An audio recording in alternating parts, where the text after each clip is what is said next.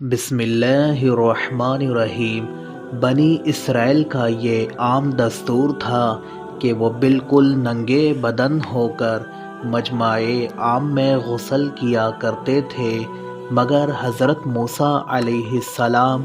گو کہ اسی قوم کے ایک فرد تھے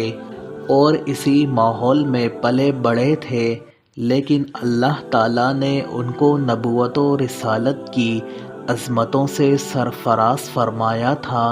اس لیے آپ علیہ السلام کی عصمت نبوت بھلا اس حیا سوز بے غیرتی کو کب گوارا کر سکتی تھی۔ آپ علیہ السلام بنی اسرائیل کی اس بے حیائی سے سخت نالاں اور انتہائی بیزار تھے، اس لیے آپ علیہ السلام ہمیشہ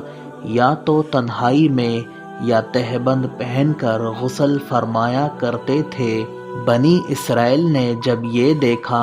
کہ آپ علیہ السلام کبھی بھی ننگے بدن غسل نہیں فرماتے تو ظالموں نے آپ پر بہتان لگا دیا کہ آپ علیہ السلام کے بدن کے اندرونی حصے میں یا تو برس کا سفید داغ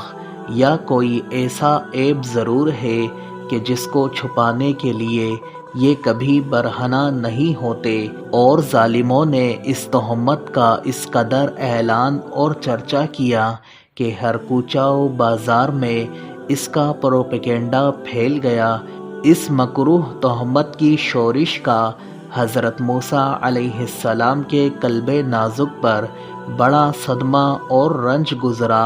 اور آپ بڑی کوفت اور اذیت میں پڑ گئے، تو اللہ تعالیٰ اپنے مقدس کلیم کے رنج و غم کو بھلا کب گوارا فرماتا اور اپنے ایک برگزیدہ رسول پر ایک عیب کی تہمت بھلا خلاق عالم کو کب اور کیوں کر اور کس طرح پسند ہو سکتی تھی۔ اللہ تعالیٰ نے آپ کی براءت اور بے عیبی ظاہر کر دینے کا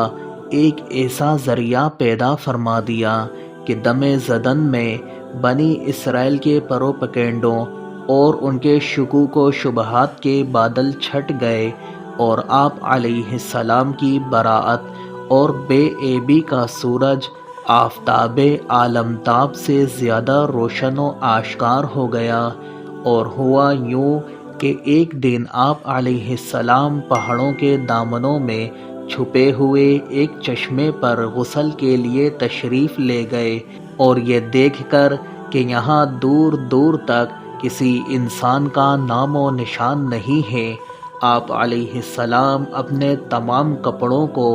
ایک پتھر پر رکھ کر اور بالکل برہنہ بدن ہو کر غسل فرمانے لگے۔ غسل کے بعد جب آپ علیہ السلام لباس پہننے کے لیے پتھر کے پاس پہنچے تو کیا دیکھا کہ وہ پتھر آپ کے کپڑوں کو لیے ہوئے سرپٹ بھاگا چلا جا رہا ہے۔ یہ دیکھ کر حضرت موسیٰ علیہ السلام بھی اس پتھر کے پیچھے دوڑنے لگے، اے پتھر میرے کپڑے، اے پتھر میرے کپڑے، مگر یہ پتھر برابر بھاگتا رہا، یہاں تک کہ شہر کی بڑی بڑی سڑکوں سے گزرتا ہوا گلی کوچوں میں پہنچ گیا، اور آپ علیہ السلام بھی برہنہ بدن ہونے کی حالت میں برابر پتھر کو دوڑاتے چلے گئے۔ اس طرح بنی اسرائیل کے ہر چھوٹے بڑے نے اپنی آنکھوں سے دیکھ لیا کہ سر سے پاؤں تک آپ علیہ السلام کے مقدس بدن میں کہیں بھی کوئی عیب نہیں ہے، بلکہ آپ علیہ السلام کے جسم اقدس کا ہر حصہ حسن و جمال میں اس قدر نقطۂ کمال کو پہنچا ہوا ہے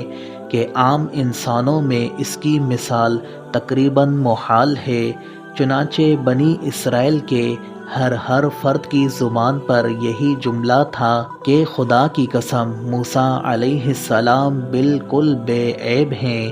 جب یہ پتھر پوری طرح حضرت موسیٰ علیہ السلام کی براءت کا اعلان کر چکا تو خود بخود ٹھہر گیا۔ آپ علیہ السلام نے جلدی سے اپنا لباس پہن لیا اور اس پتھر کو اٹھا کر اپنے جھولے میں رکھ لیا۔ اللہ تعالیٰ نے اس واقعے کا ذکر قرآن مجید میں اس طرح بیان فرمایا ہے: اے ایمان والوں، ان جیسے نہ ہونا جنہوں نے موسیٰ علیہ السلام کو ستایا تو اللہ نے اسے بری فرما دیا اس بات سے جو انہوں نے کہی، اور موسیٰ اللہ کے یہاں آبرو والا ہے۔ تفسیر قرآن، حدیث و فقہ، تاریخ اسلام نیز قرآن اور تاریخ کے واقعات جاننے کے لیے ہمارے یوٹیوب چینل قرآن میسج کو سبسکرائب کیجیے۔